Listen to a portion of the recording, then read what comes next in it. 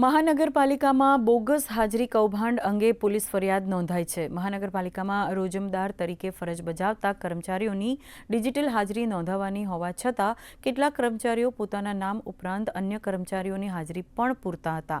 આ બાબત deputy commissioner Kuldeepsinh વાળાના ધ્યાને આવી હતી।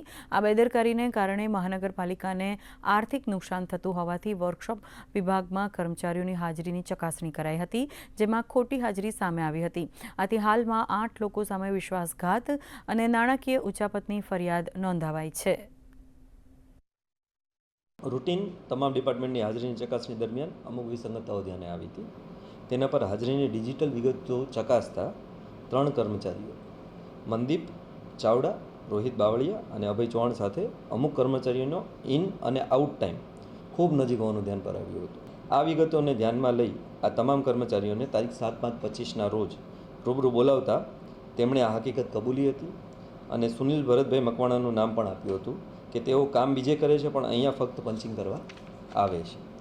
આ અંગે સુનિલભાઈના ભાઈ વિપુલભાઈને અત્રેની સમક્ષ હાજર રાખતા તેમણે પણ આ બાબતની પુષ્ટિ કરી હતી।